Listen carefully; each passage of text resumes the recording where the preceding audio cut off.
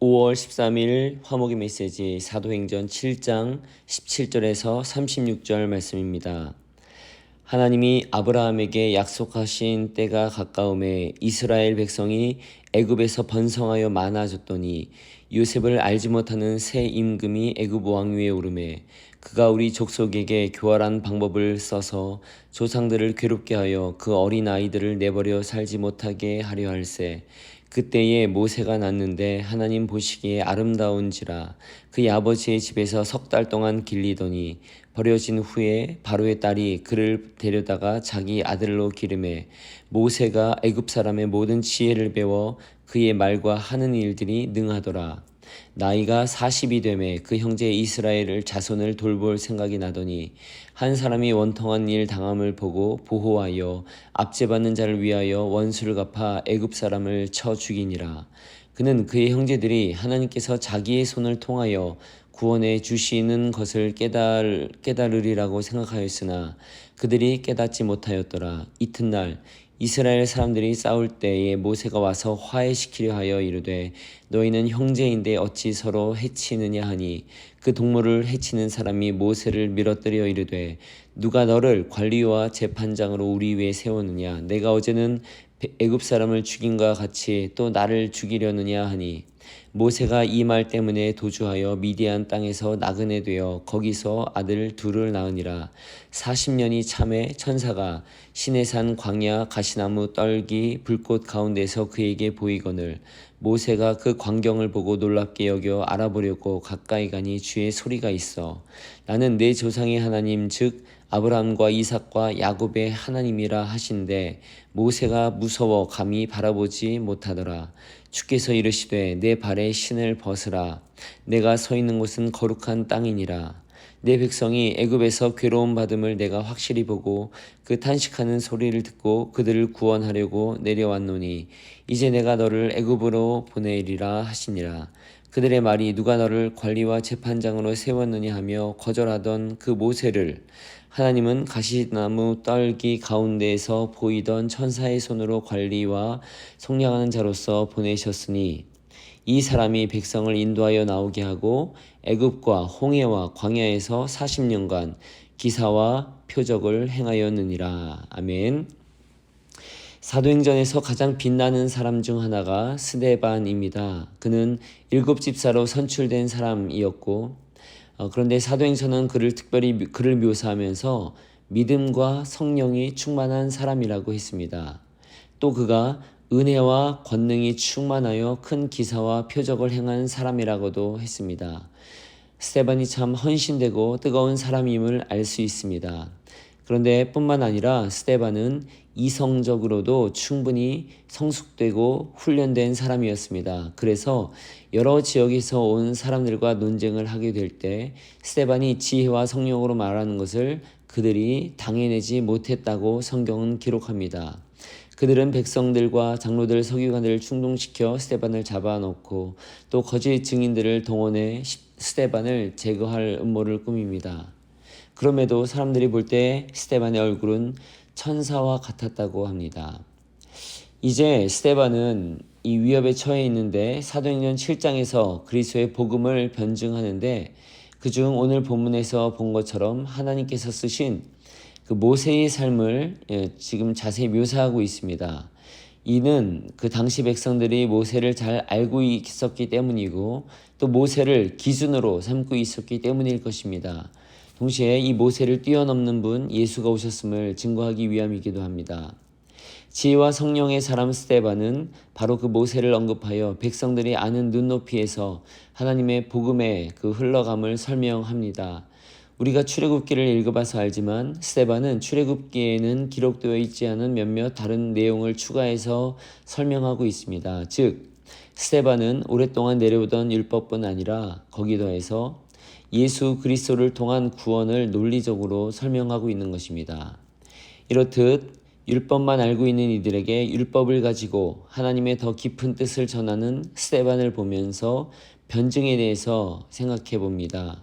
오늘날 많은 그리스도인들은 복음에 대한 열정이 있지만 그 복음을 세상 사람들에게 논리적으로 차분히 설명할 수 있는 사람은 많지 않은 것 같습니다. 대다수 그리스도인들은 자신들이 속해 있는 어떤 교단의 차이도 이해하지 못할 뿐 아니라 신앙과 그리스도의 역사에 대해 잘 이해하고 설명하지 못합니다. 평생 믿어온 기독교 신앙에 대해서조차 다른 이들에게 차분히 말로 전달할 수가 없습니다.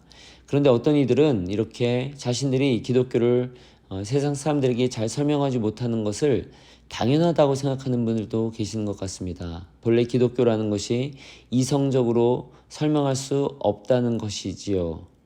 특히 과학과의 비교에 있어서 과학은 이성적이고 복음은 감정적인 것이라 생각하기도 합니다. 이민교회를 몇 년 지내보면서 특히 이민교회의 교인분들이 이런 식으로 생각하는 분들이 많이 있다는 것을 오랫동안 보아왔습니다. 하지만 기독교는 이성적으로 다 설명이 안 되는 종교지만 그 이유는 이성을 뛰어넘는 종교이기 때문입니다. 논리와 이성은 하나님이 주신 것이기 때문에 그 논리와 이성으로 복음을 설득력 있게 제시할 수 있습니다. 물론 하나님에 대해서는 우리가 다 알 수 없고 하나님 우리의 이성보다 훨씬 큰 분이시지만 그렇기 때문에 우리는 이성으로 하나님에 대해 생각할 수 있고 복음이 세상을 뛰어넘으며 복음만이 세상을 구원하는 것임을 얼마든 설명할 수 있습니다.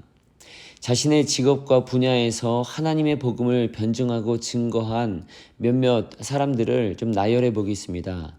리 스톨웰이라는 사람은 시카고 트리뷴 기자 출신으로 기독교의 매우 적대적인 무신론자였는데 기독교의 핵심 내용이 사실인지 아닌지 많은 이들을 만나서 따져보고 또 따져보면서 그 후 회심한 뒤에 예수는 역사다, 특종 믿음 사건 등등 여러 많은 베스트셀러를 지었습니다. 기독교 철학자들의 고백이라는 책이 보면 세계의 유수한 대학교의 그런 유명한 철학자들 10명이 자신이 왜 복음을 믿는지를 설명합니다. 한편 세계에서 처음으로 인류 DNA 염기 서열을 밝힌 국제 인간게놈 프로젝트 연구팀장을 맡았었고 현재 미국 국립보건원장인 프랜시스 콜린스 박사는 하나님의 언어라는 책에서 하나님의 설계를 증명합니다. 달라스 윌라드는 남캘리포니아 대학에서 철학을 가르쳤는데 하나님의 침공 등등 많은 책으로 지성으로 하나님의 역사를 하나님의 임재를 설명했습니다. 또 많이들 아시는 C.S. 루이스 역시 무신론자였다 회심하였고 그는 2차 세계대전으로 고통당하는 영국인들에게 순전한 기독교 그것을 제시하여 책이 되었습니다. 프랜시스 셰퍼는 라브리 공동체를 세워서 전 세계에서 오는 젊은이들과 대화하면서 그들에게 기독교 세계관을 가르쳐 주었습니다. 마지막으로 1년 전 소천하신 팀 켈러 목사는 맨해튼에서 세상 문화의 최일선에 있는 이들에게 복음을 논리적으로 이성적으로 제시하였습니다. 여러 사람을 간단히 언급했는데요. 이분들 외에도 어마어마한 다수의 사람들이 지성으로 복음을 증거하였습니다. 목사뿐 아니라 각자의 직업을 가진 이들이 자신의 영역에서 하나님의 일하심을 증거하였습니다. 물론 하나님의 복음은 논쟁과 이성으로 전달되기보다 많은 경우는 사랑으로 전달됩니다. 사랑에 의해 바뀝니다. 말보다 행함이고 이론보다 삶으로 잘 전달이 되는 것이지요. 그렇지만 여전히 그리스도인은 믿지 않는 자들에게 복음을 내 말로 설명하고 입증하며 증거할 수 있어야 합니다. 그리스도인들이 만약 부동산이나 재테크, 건강 등등에 대해서는 하루 종일 떠들 수 있지만 정작 복음에 대해서는 성경에 대해서는 아무 말도 할 수 없다면 안타까운 일이 아닐 수 없습니다. 물론 우리 모두가 전문적인 수준이 될 수는 없고 될 필요도 없습니다. 그저 내가 삶에서 경험한 것과 깨달은 것을 주위에 믿지 않는 사람들에게 잘 전할 수 있는 것으로 족합니다. 그러나 그 작은 진정성 있는 나눔은 내 주위의 누군가에겐 세상 어디서도 들을 수 없었던 기독교 변증이 될지 모릅니다. 기도하며 준비할 때 그 순간 성령께서 역사하시며 지혜와 능력을 더하여 주실 것입니다. 복음을 받아들이게 하시고 사람을 변화시키는 이는 하나님이시기 때문입니다. 수많은 대적들에게 둘러싸여 있으면서도 당당하게 자신있게 또 차분하게 사람들에게 익숙한 내용으로 하나님 나라의 복음을 전파하였던 스데반을 기억해야 하겠습니다. 우리 오늘 하루 스데반처럼 복음을 증거하고 변증하며 그럴 때 역사하시는 하나님의 능력을 보며 감격할 수 있기를 바랍니다. 성실하신 예수로 저희로 각자의 소명을 알게 하소서. 저희도 주님처럼 성경에서 역사의 참뜻을 해독하고 이 세상에서 부름받은 각자의 임무를 깨닫고 그 임무를 시대와 환경에 비추어 보게 하소서. 그리하여 2000년 전에 주님이 이상적인 유대인으로서 자신의 성직을 다하셨듯이 저희도 오늘 이 땅에서 이상적인 이 나라 백성으로서 저희의 성직을 충실히 다하게 하소서. 아멘.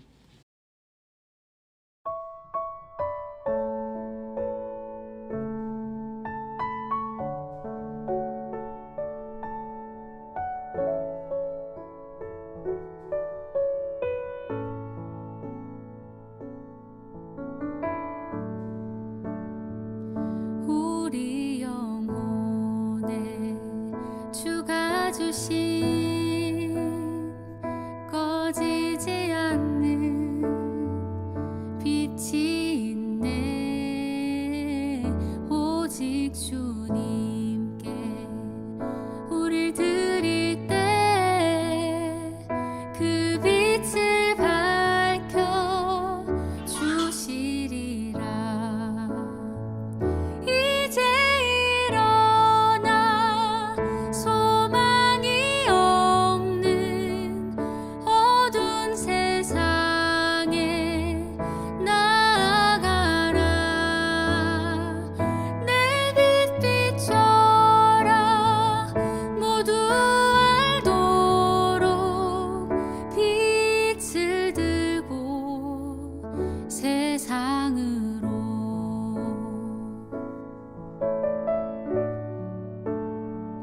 절망에 빠진 형제의 맘에 꺼져만 가는 빛이 있네.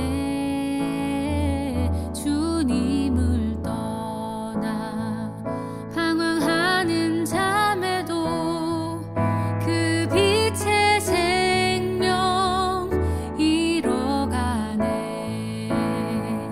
이제 일어나 어둠 속에서 고통받는 자 일으키라.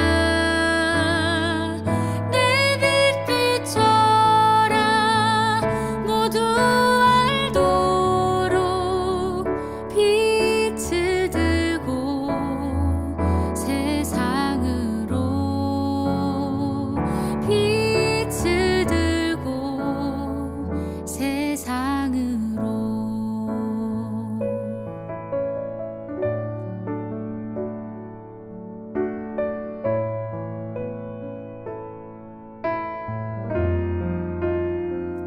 우리 맘속에 밝게 빛나는 주를 향한 사랑 빛이 있네. 그 빛 모아주